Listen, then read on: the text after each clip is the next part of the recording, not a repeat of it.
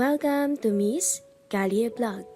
Samahan niyo po akong pakinggan ang part 1 ng istoryeng ibabahagi ko sa inyo.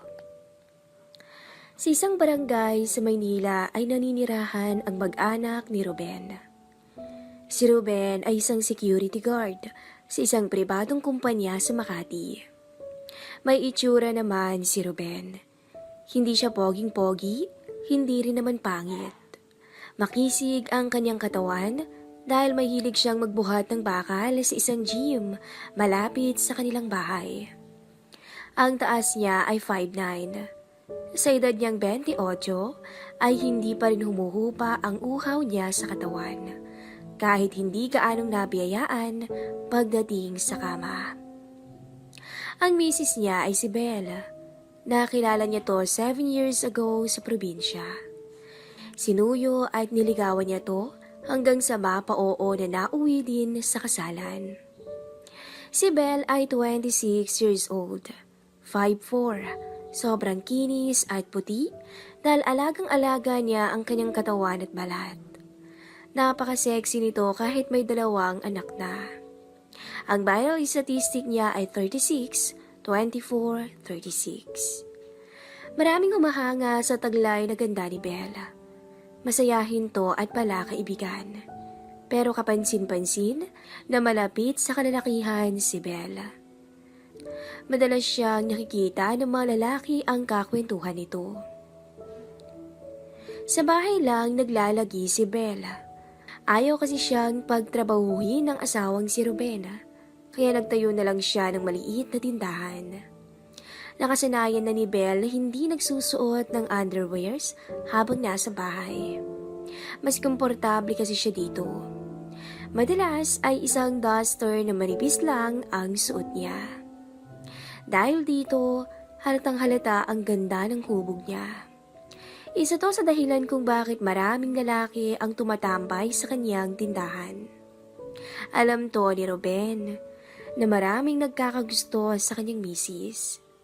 May kung anong sabik sa kanyang pagkatao kapag naiisip niyang natatakam ang ibang lalaki sa kanyang misis.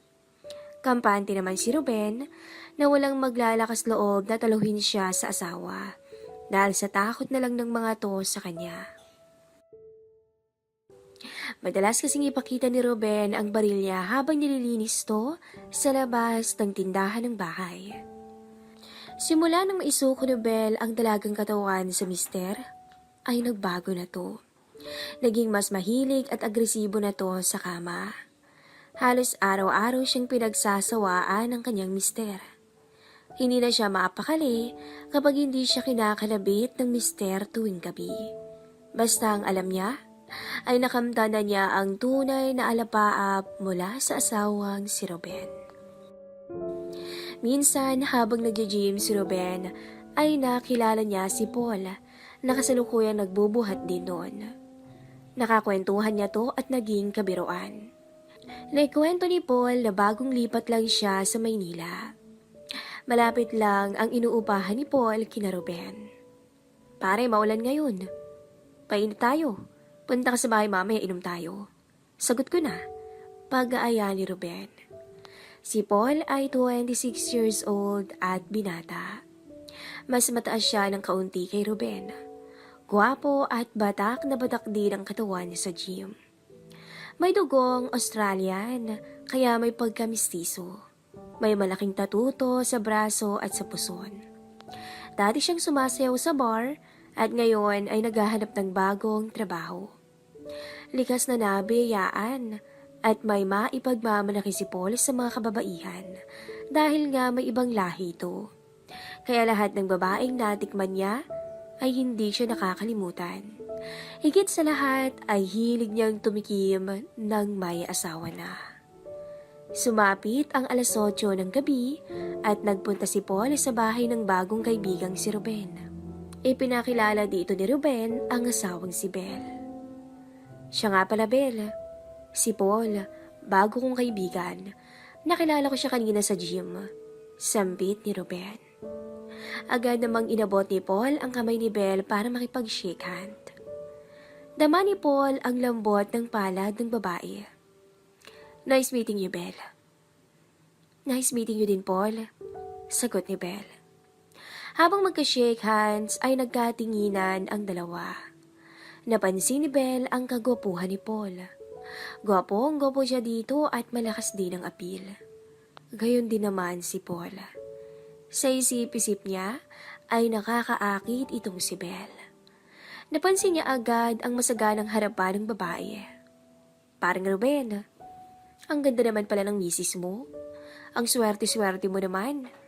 Bukod sa maganda na mukhang mabait pa. Wika ni Paul. Hindi lang maganda at mabait yan pare. Magaling din yan sa kama. Pabirong sabi ni Ruben. Nag-blush naman sa hiya si Belle. Ikaw talaga darling. Puro kabiro. Mamaya maniwala nga sa'yo si Paul Nahihiyang tugon ni Belle. O siya, ihanda ko lang ang pulutan niyo Dagdag pa niya. Naka-short at sando lang noon si Paul.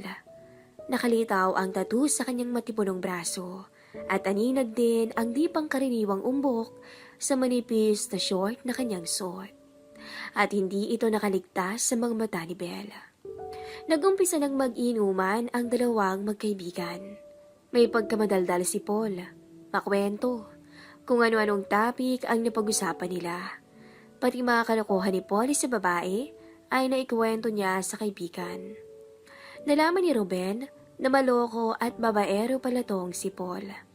Tawanin sila ng tawanan habang si Belle naman ay nasa kusina at nagluluto ng pulutan. Nagluluto siya ng adobong manok.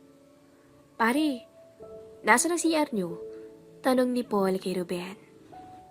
Diretso ka lang pare sa may kusina. Malapit lang doon ang CR. Sagot naman ni Ruben. Tumuloy si Paul sa may kitchen. Dito niya nakita si Belle na nagluluto. Naamoy niya ang niluluto ng babae. Si Belle naman ay tila may inaabot na pampalasa na nakalagay sa taas ng cabinet. Kaso hirap siyang abutin to. May kataasan kasi kaya nakatingkayat siya.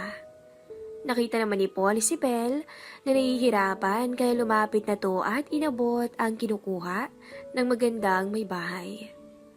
Sa ganoong pwesto, hindi na iwasang maidikit ang harapan ni Paul sa likuran ng babae. Dahil doon may kung anong kiliti ang naramdaman ni Belle sa kanyang sarili. Namangha siya sa naramdaman.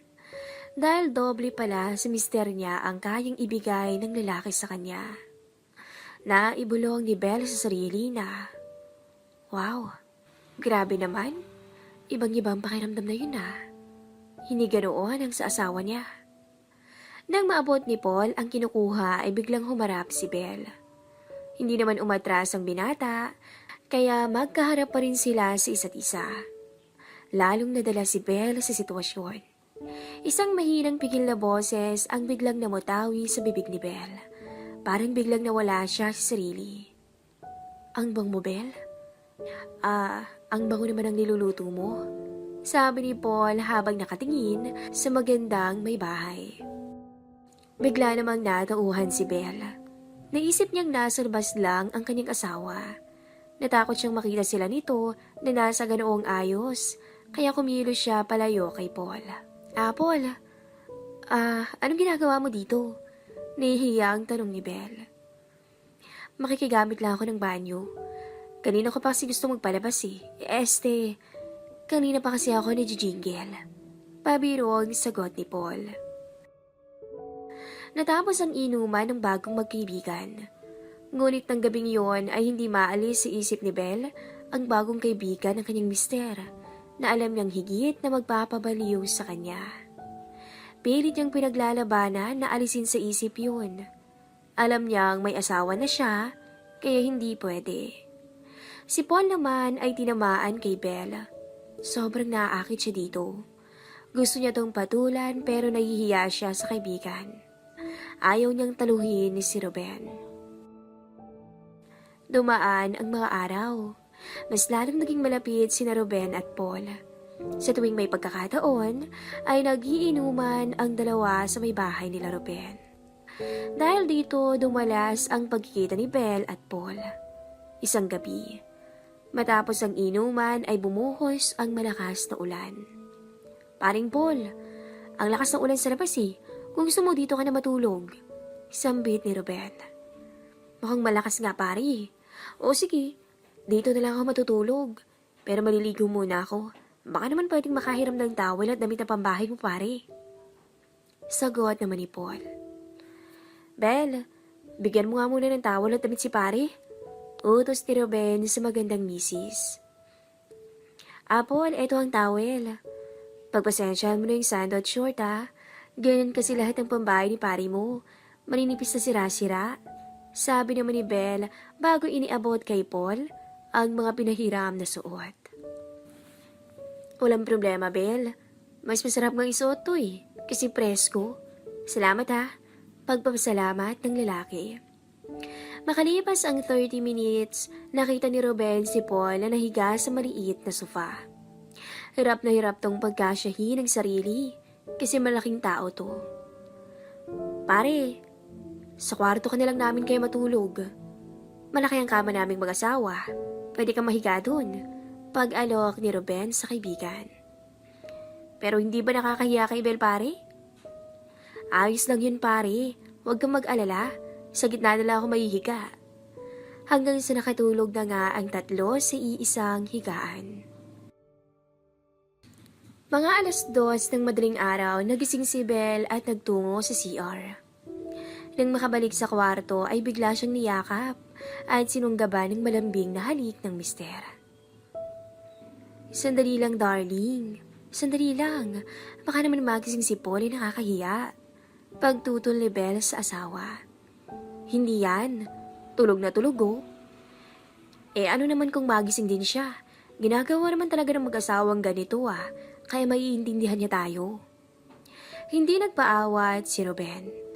Tuluyan niyang ibinukas ang mga hita ng magandang misis at nagpakasasa. Dahil doon ay umuga ng malakas ang kama, kaya naman nagising si Paul.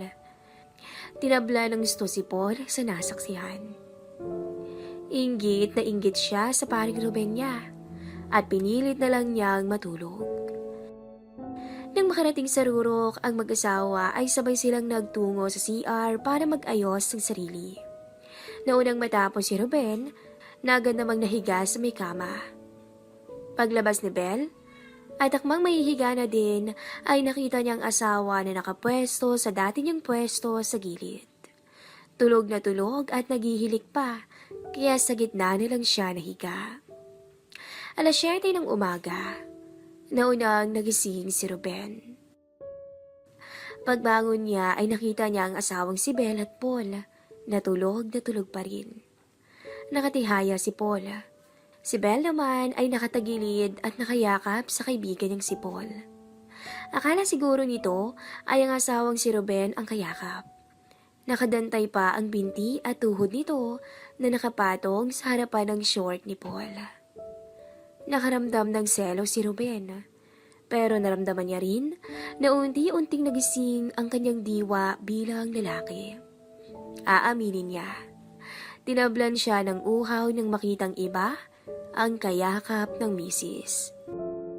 Ngayon lang niya naramdaman yun, pinaghalong selos at excitement. Abangan po ang next episode.